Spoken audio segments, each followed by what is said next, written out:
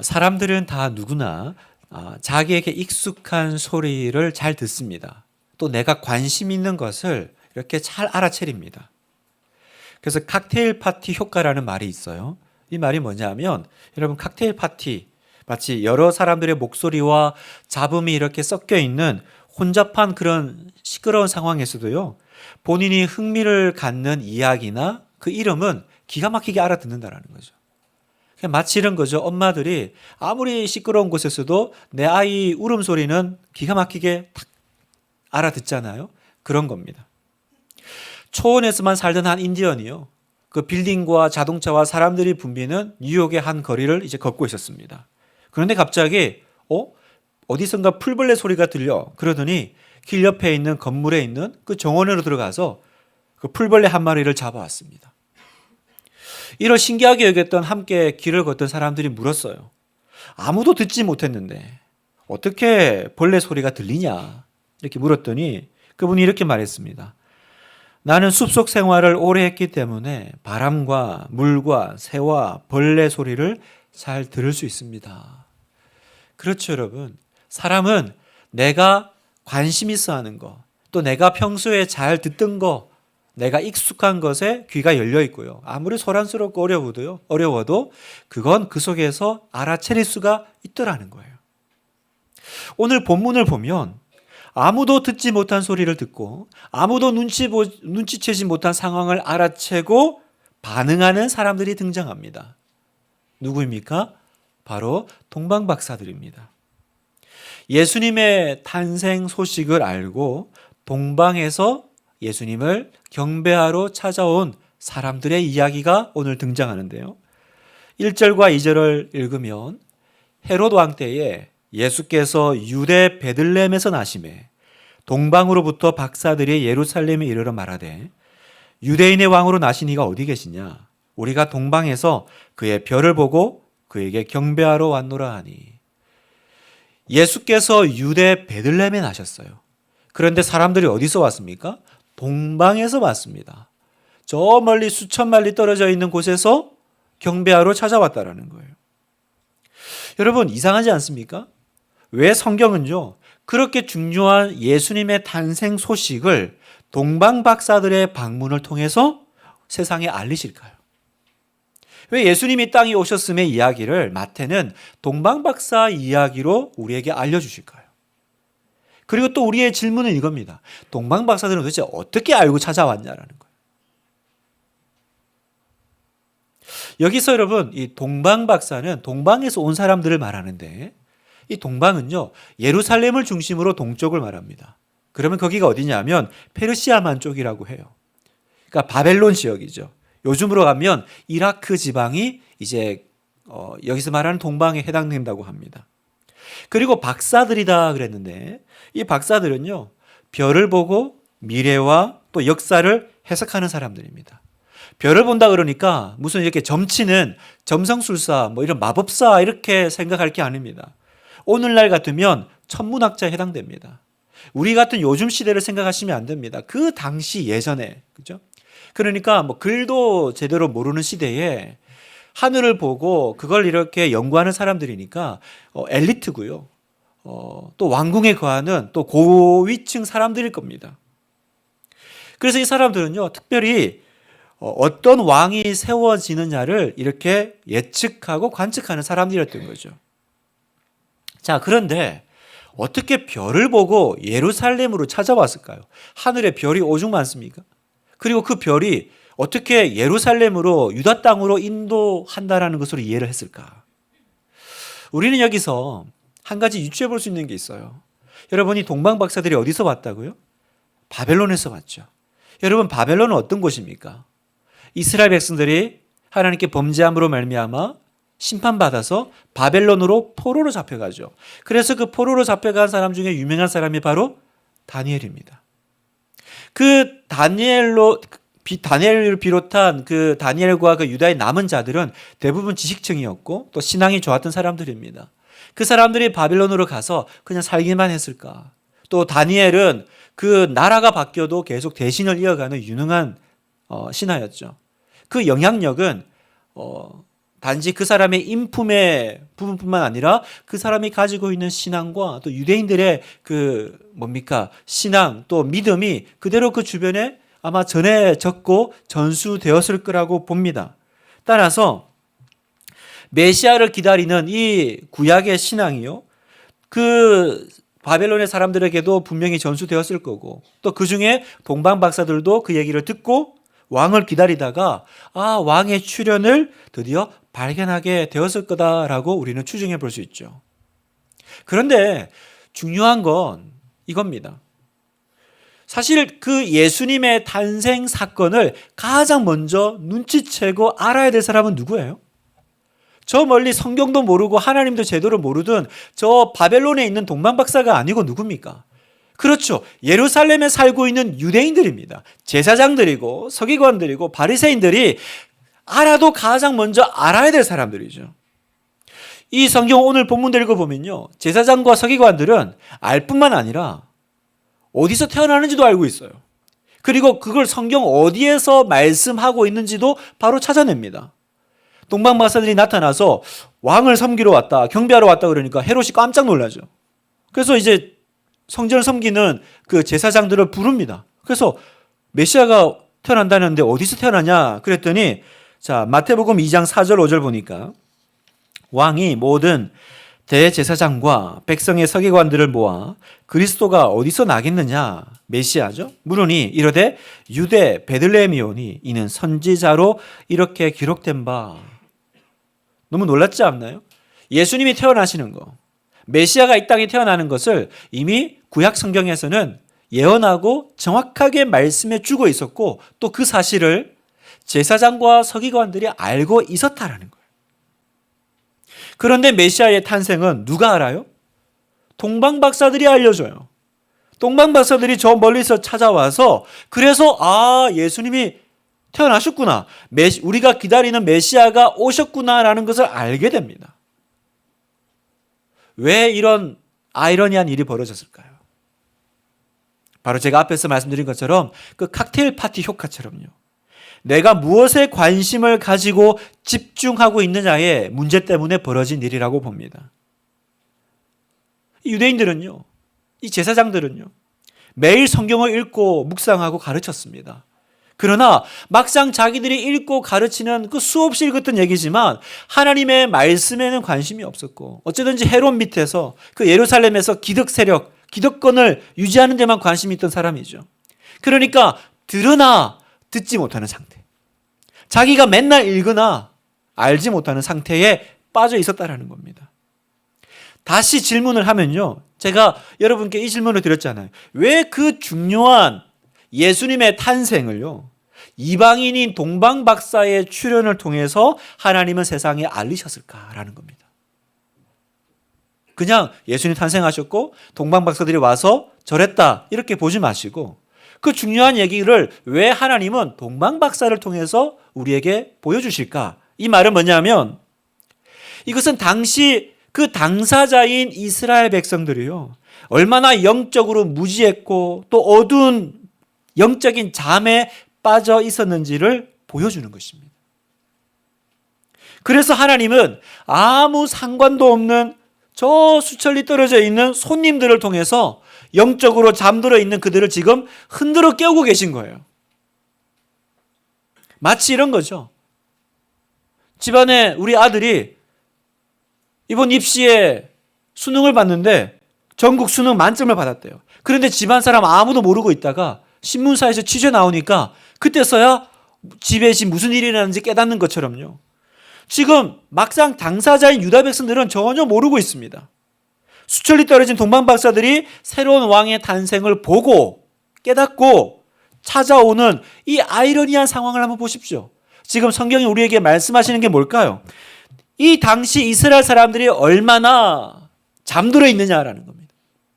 얼마나 영적으로 어두워져 있느냐, 이걸 우리에게 극명하게 보여주고 계신 거죠.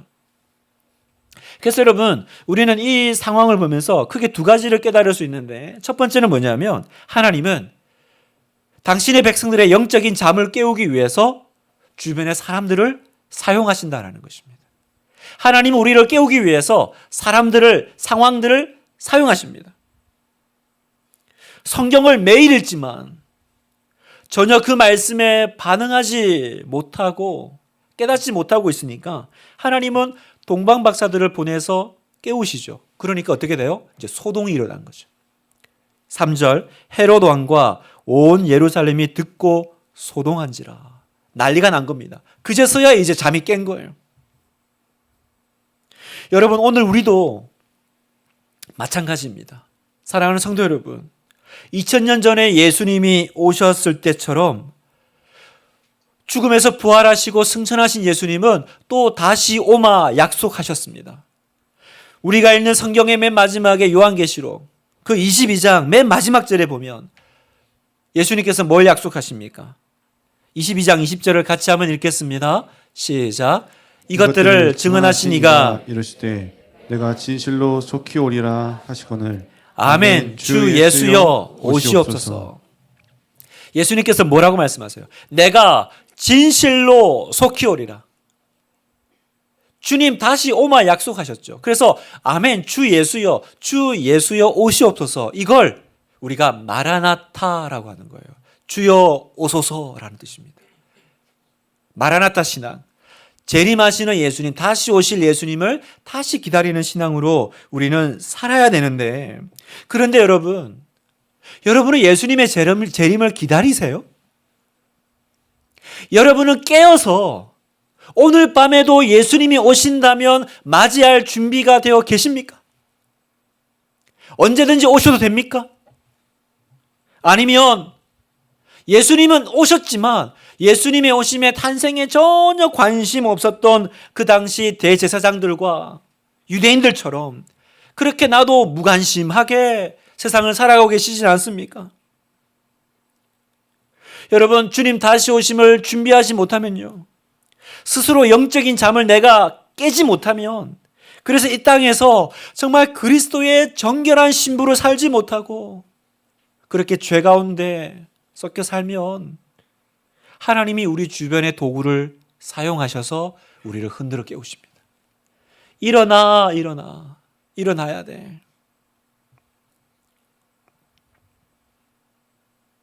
여러분은 어떻게 살아가고 계십니까?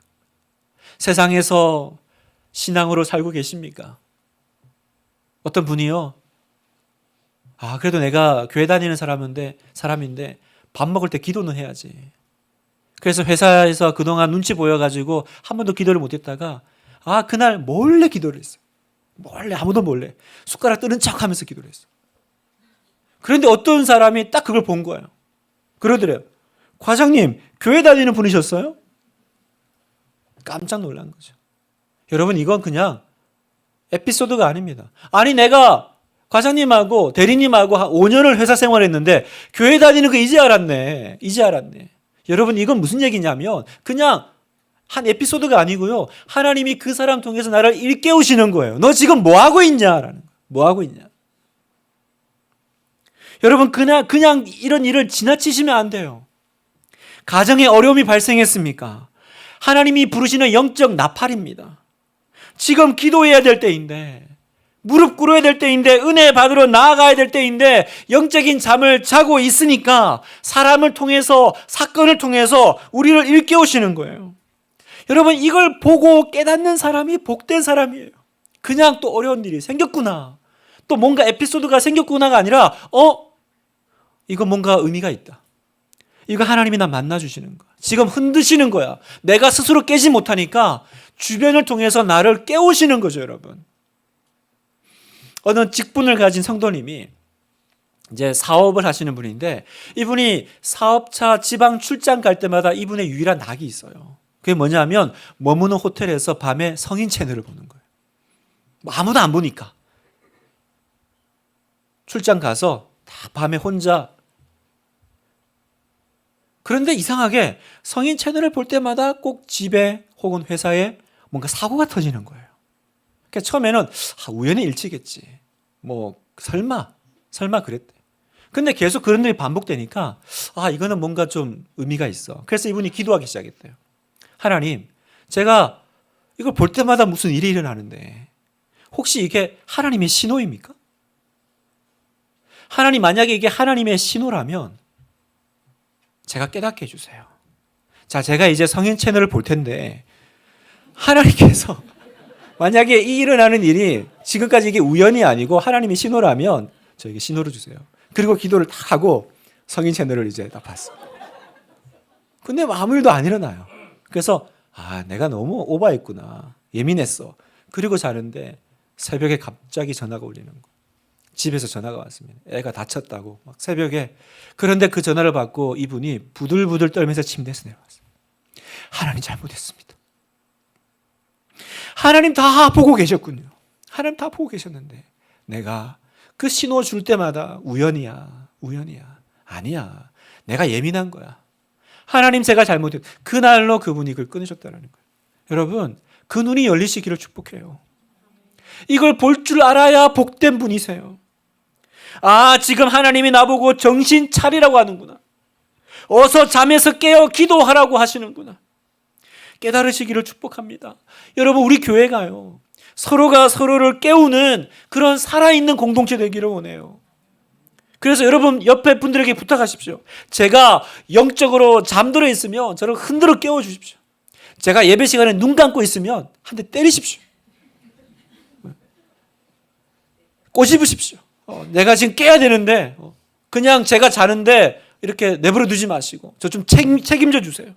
그렇게 서로가 서로를 깨우는 우리 살아있는 교회 되기를 바라요. 두 번째요.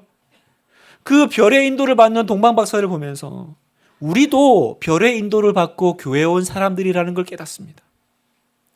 여러분, 하나님은 그 아무것도 모르잖아요.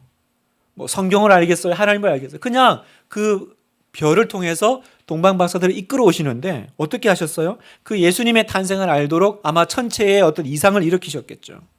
그리고 그 사람들이 또 그 별을 보게 하셨겠죠.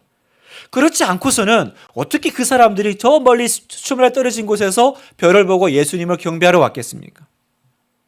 무슨 말이냐면 오늘 우리가 교회를 오고요, 내가 예수님을 믿게 되는 것도요, 다 하나님이 보내주신 별들의 인도를 받았기 때문입니다. 그렇죠. 어떤 분들에게는요, 초코파이가 나를 인도한 별입니다. 한 번도 교회 간 적이 없는데 군대 갔다가 교회에서 초코파이 준다 그래가지고 초코파이에 영혼을 팔고. 근데 그게 처음에는 초코파이 먹으러 갔던 건데 그것 때문에 교회 온 사람들이 있고요. 어릴 때 성탄절에 그냥 선물 준다니까. 여름 수련회 하는데 재미로 우연히 따라갔다가 또 교회에 온 분도 있고, 오늘 이 자리에는 가족 때문에 또 아내 때문에 앉아 계신 분들도 있죠. 다 별들의 인도를 받는 거죠. 제 할머니는 제가 전도했거든요. 제 아버지가 우리 집안에 가문에 처음 예수 믿는 사람입니다. 그러니까 얼마나 싫어하셨겠어요. 얼마나 박해가 많았겠어요. 거기다가 제 할머니가요, 그 당시 여장부 스타일이세요. 아무도 못 건드려요. 그러니까 감히 믿음, 교회 얘기를 할 수가 없는데 오늘은 아버지가 저한테 그러시더라고요. 인용아, 할머니는 너만 전도할 수 있어. 왜냐하면 제가 장남의 장손이거든요. 그러니까 그 여장부 할머니 너무 무서워서 아무 식구들도 감히 대항할 수 없는데 저한테는 그 할머니가 껌뻑 죽으시는 거예요. 그러니까 제가 아직도 기억나요. 학교도 가기 전 정말 어릴 때 할머니 집에 가면 그냥 그 혀 짧은 소리로 할머니 교회 가야 돼. 할머니 예수 믿어야 돼요. 할머니 천국 가야 돼. 그럼 할머니가 다른 사람이 그러면 화를 내는데 제가 그러면 알았어 언젠가 갈게. 계속 그러시더라고요. 그 할머니요, 나중에 집사님 되셔서 돌아가셨습니다. 그 할머니에게는 제가 별인 거죠. 여기 계신 여러분 모두요, 오늘 여기 이 자리에 앉아 계신 여러분 다 하나님의 보내신 별의 인도가 있었기 때문에 여기 오신 줄 믿습니다. 그냥 오신 분이 없어요.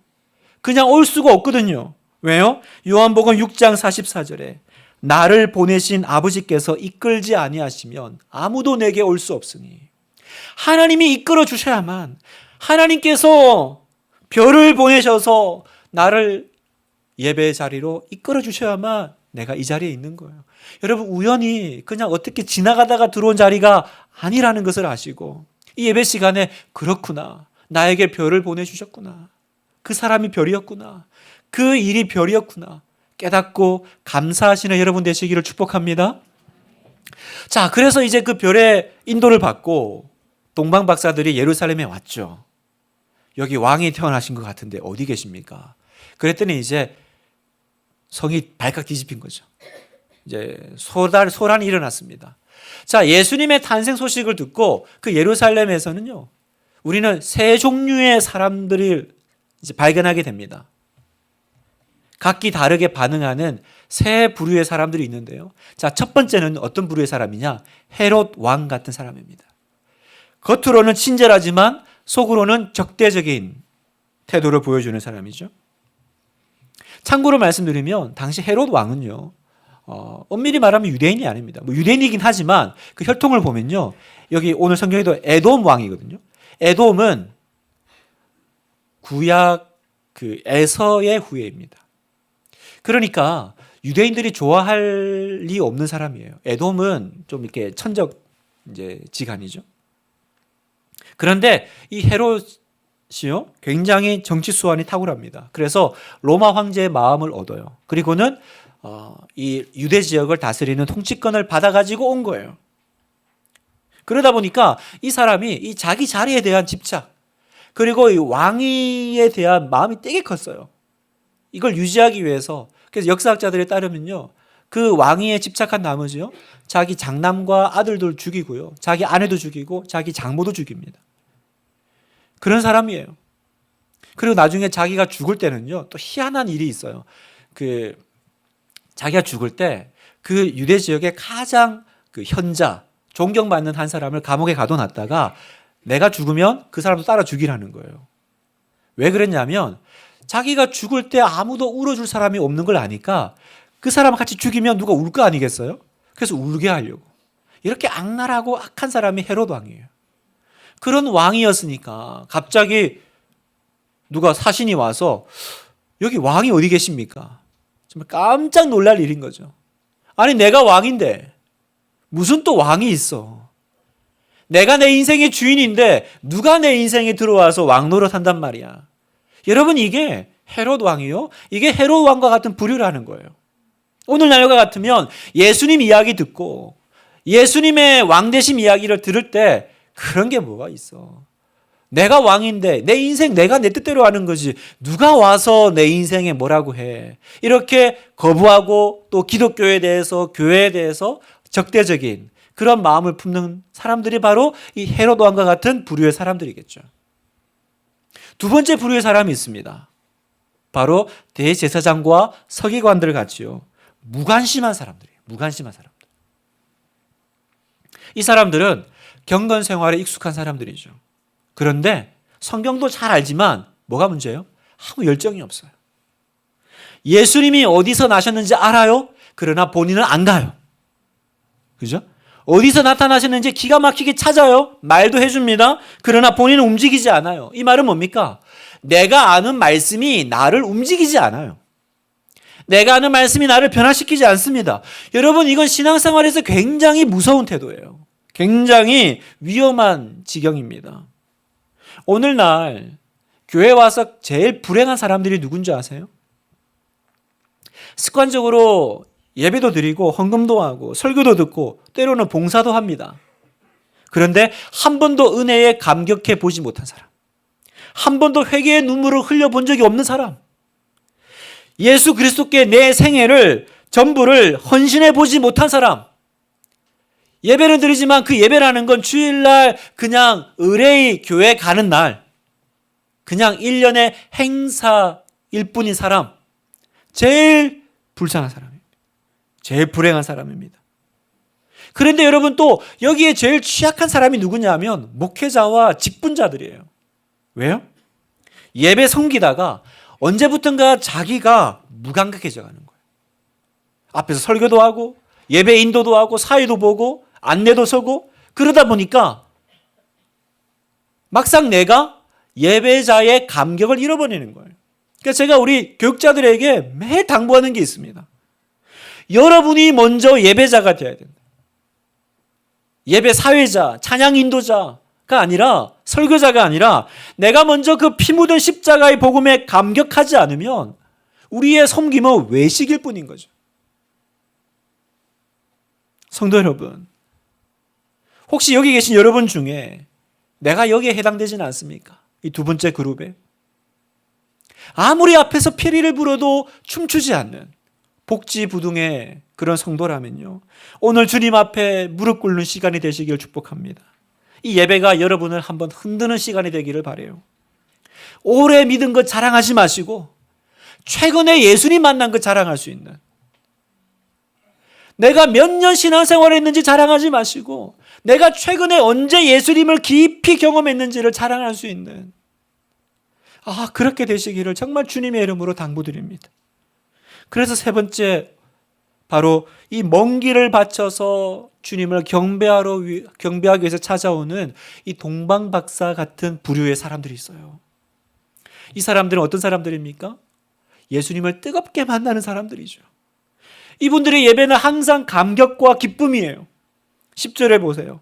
그들이 별을 보고 매우 크게 기뻐하고 기뻐하더라. 얼마나 기뻐했는지 성경은 기뻐하다라는 말을 두 번이나, 거기다가 또 부사 매우 기뻐하고 기뻐하더라. 여러분, 하나님 만난 사람은 기뻐해요. 그 속에 참을 수 없는 환호성이 있어요. 막 그 속에서 막 끓어오르는 그 탄성이 있죠. 누가 뭐래도 나는 하나님 만났잖아, 나는 하나님 경험했잖아. 감격의 눈물을 흘립니다. 이게 예배예요, 여러분. 저는 올해 우리 분당 하나교회가 이 예배의 기쁨을 회복해야 된다고 믿습니다. 우리 교회가 예배의 부흥이 일어나기를 간절히 기도하고 있습니다. 그게 없으니까 교회 나와도 시시하고요, 예배 시간은 아무런 재미가 없고 감동이 없고요, 또 그냥 안 할 수는 없으니 그렇게 살아갑니다. 그렇게 살아가면 어떻게 됩니까? 평생 무미건조한 예배에 내가 이제 길들여져요. 그거 조심하셔야 돼요, 여러분. 길들여지는 거예요. 뭐 이렇게 하는 거지 뭐. 여러분, 거부하십시오. 그런 예배라면 거부하십시오. 그런 예배에 길들여지지 마세요. 우리는 동방박사들처럼 주님을 뜨겁게 만나야 될 사람들이에요. 크게 기뻐하고 기뻐해야 될 사람들이에요. 그러면 어떻게 하면 내가 주님을 뜨겁게 만날 수 있을까요? 첫 번째, 뜨거운 헌신이 있어야 됩니다. 내가 주님을 뜨겁게 만나기 원한다면 첫 번째, 나에게 뜨거운 헌신이 있어야 돼요. 여러분, 동방박사들이 예수님 만나기 위해서 옆집에서 넘어왔습니까? 잠깐 30분 이렇게 낙타 타고 왔습니까? 생명을 무릅쓰고 먼 길을 걸어서 베들레헴까지 왔습니다. 요즘 같은 시대가 아닙니다. 길이 있고 치안이 유지되어 있고 가는 곳마다 호텔이 있고 그런 자리가 아닙니다. 또 예수님이 어디서 태어나신지도 몰라요. 그냥 별 보고 쫓아온 거죠. 왜 왔습니까? 왜 그렇게 무작정 그 어떤 위험이 도사리는지도 모르는데 출발하고 떠났냐? 이유는 하나예요. 경배하기 위해서. 2절 보겠습니다. 같이 한번 읽을까요? 시작. 유대인의 왕으로 나신 이가 어디 계시냐? 우리가 동방에서 그의 별을 보고 그에게 경배하러 왔노라 하시니. 우리가 그에게 경배하러 왔노라. 이유는 하나예요. 나는 그분을 만나고 경배하고 예배할 거예요. 성도 여러분, 예배는 종교의식이 아닙니다. 그냥 주일 되면 한번 교회 나와야 될 날이 아니에요.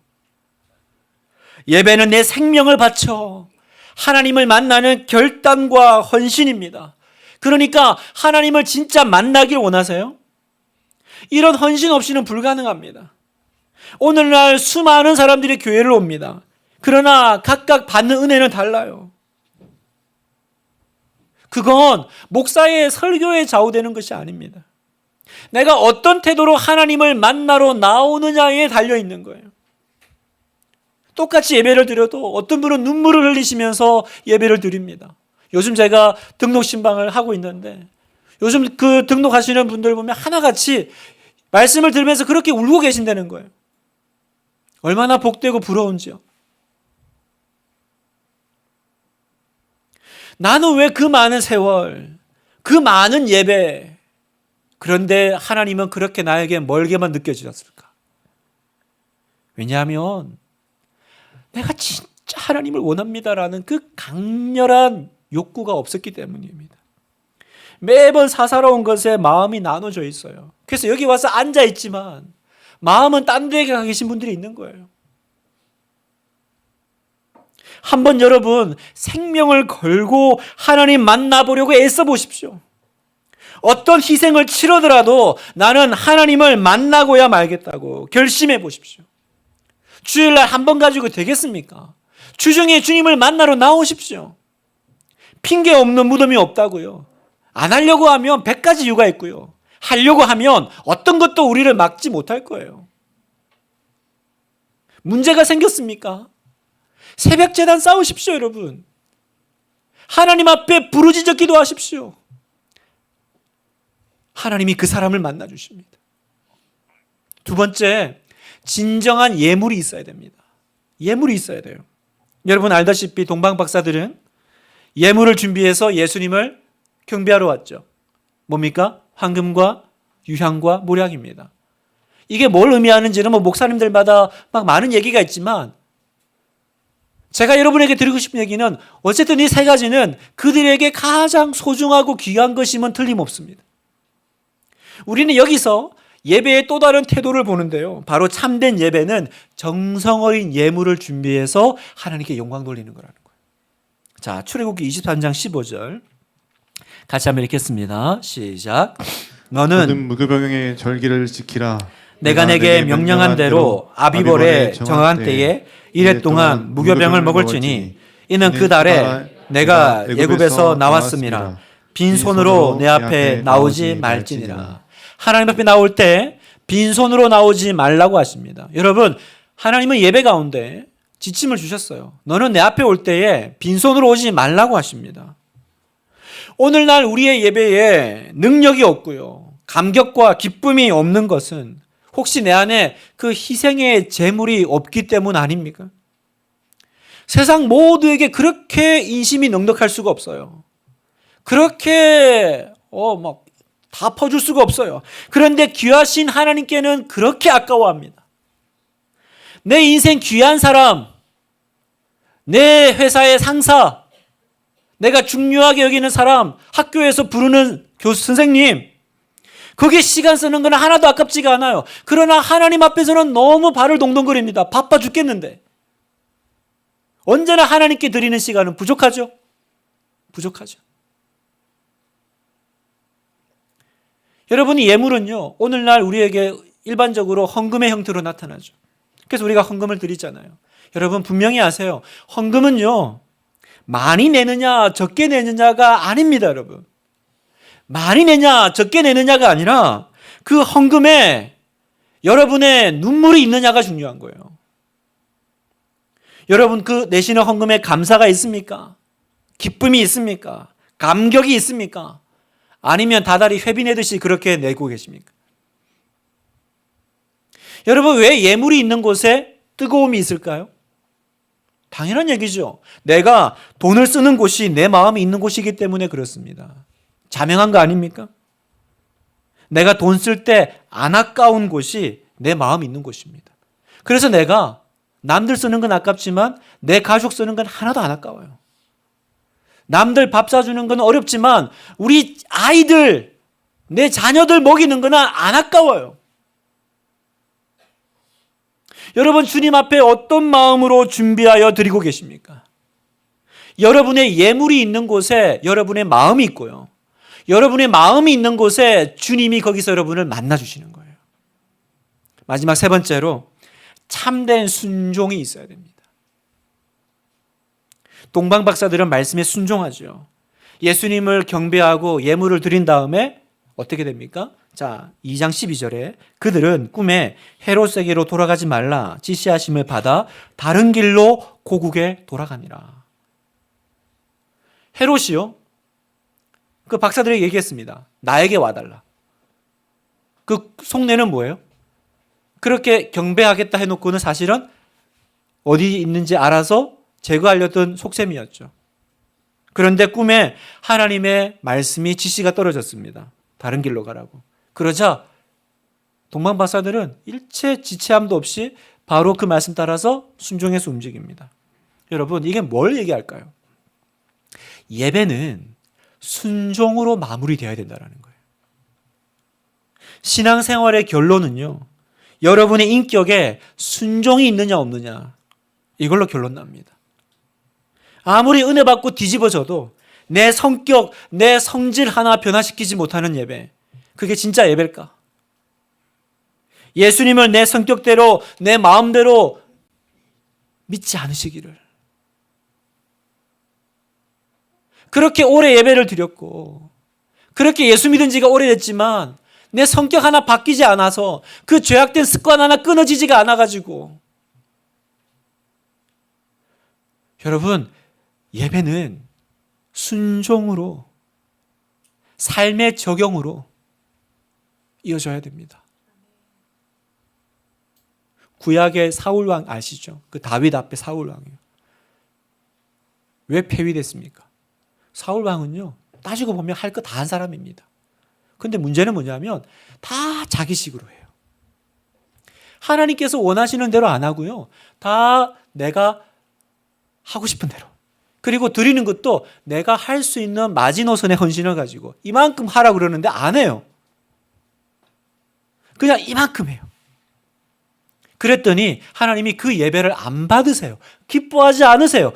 사울 왕이 예배를 드렸거든요. 근데 하나님이 그 예배를 안 받으세요. 그리고 사무엘을 보내서 뭐라고 그러시냐? 사무엘상 15장 22절을 제가 여러분 이해하기 쉽게 세번역본으로 가져왔습니다. 사무엘이 나무랐다. 주님께서 어느 것을 더 좋아하시겠습니까? 주님의 말씀에 순종하는 것이겠습니까? 아니면 번제나 화목제를 드리는 것이겠습니까? 잘 들으십시오. 순종이 제사보다 낫고 말씀을 따르는 것이 순양의 기름보다 낫습니다. 하나님이 어느 것을 더 좋아하시겠습니까? 여기 보면 뭡니까? 번제나 화목제, 또 제사, 이건 예배죠. 순종이 제사보다 낫고, 지금 뭐가 중요한지도 모르고, 나 할 거 다 했는데. 아니요, 여러분, 예배는 순종으로 마무리되어야 됩니다. 우리의 삶은요, 이 예배로 끝나는 것이 아니라 예배 이후부터, 월요일부터 진짜죠. 월요일부터 진짜죠.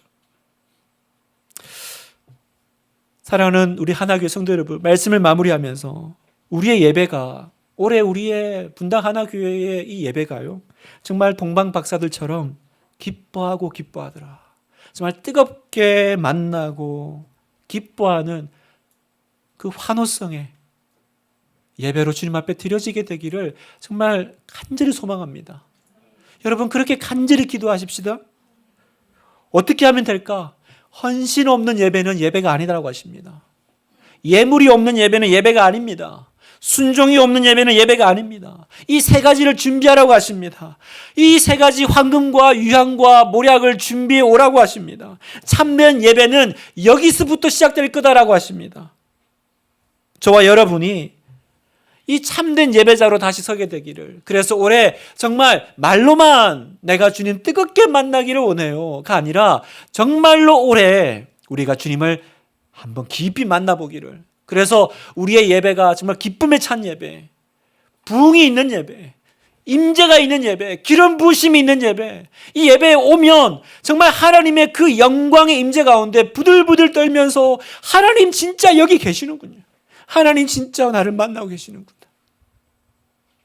그 예배를 우리가 사모하기를 원합니다.